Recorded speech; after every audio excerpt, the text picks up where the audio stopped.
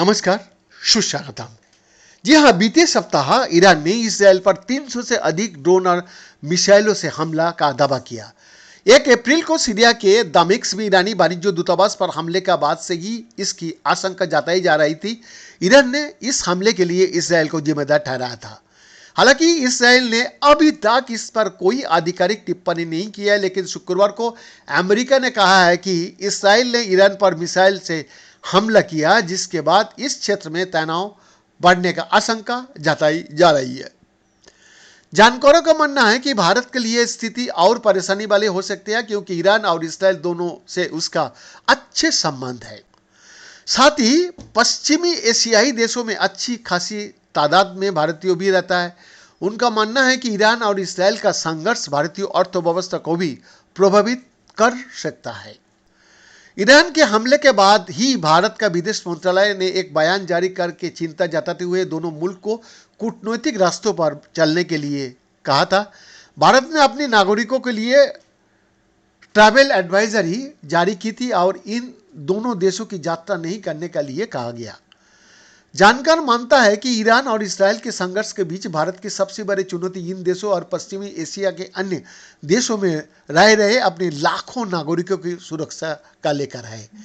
भारत सरकार ने travel advisory जारी करके इसराइल और ईरान की यात्रा करने को लेकर कई पाबंदी लगाई है, लेकिन एहतियातन नागरिकों से यात्रा करने से बेचैन को कहा है।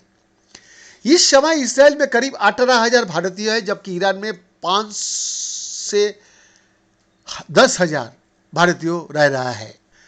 हमास के साथ जंग शुरू होने के बाद इसराइल में निर्माण क्षेत्र में काम करने वाली की सख्त कमी हो गई है। इस कमी को पूरा करने के लिए भारत सरकार और इसराइल सरकार के बीच हुए समझौते के अंतर्गत उत्तर प्रदेश और हरियाणा से 10,000 श्रमिक स्क्रीनिंग के बाद इसराइल भेजे जाने थे। हरियाणा से करीब 530 श्रमिक इसराइल जा चुका है, लेकिन भारत सरकार की ट्रैवल एडवाइजरी के बाद बाकी बैच जो लोगों था उसका इसराइल जाने का योजना आधार में लटक गया है।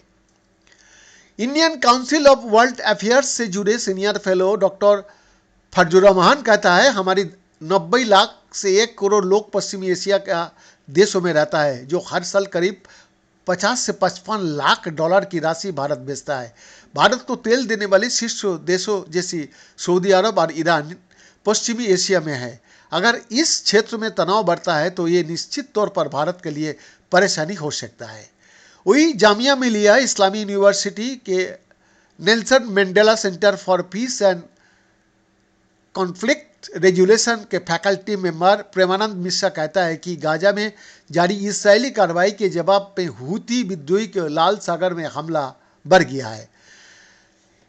इससे कारोबारी मार्ग पर असर पहले से ही दिख रहा है और अब अगर ईरान और इसराइल का बीच जंग जैसे हालात बने तो फिर भारत के लिए लंबे समय तक तटस्थता वाली नीति पर बने रहना भी मुश्किल हो सकता है। ईरान पर इसराइल को हमले की पुष्टि के बाद वैश्विक स्तर पर कच्चे तेल और सोने की कीमत का ऊंचा भाव हो गया। शुक्रवार को एशिया में कच्चे तेल की कीमतों में 3% इजाफा देखने को मिला। कच्चे तेल की कीमत प्रति बैरल करीब $90 तक पहुंच गया। वही सोने का कीमत नया रिकॉर्ड छूते हुए $2,400 प्रति औंस तक पहुंच गया। प्रेमानंद मिश्र कहता है कि तेल के दाम बढ़ने से पूरी अर्थव्यवस्था प्रभावित होती है। आप लोकसभा चुनाव के दौर में है, अगर महंगाई बढ़ती है तो इसका सीधा असर आपकी चुनावी राजनीति पर पड़ता है, जो भारत नहीं चाहेगा।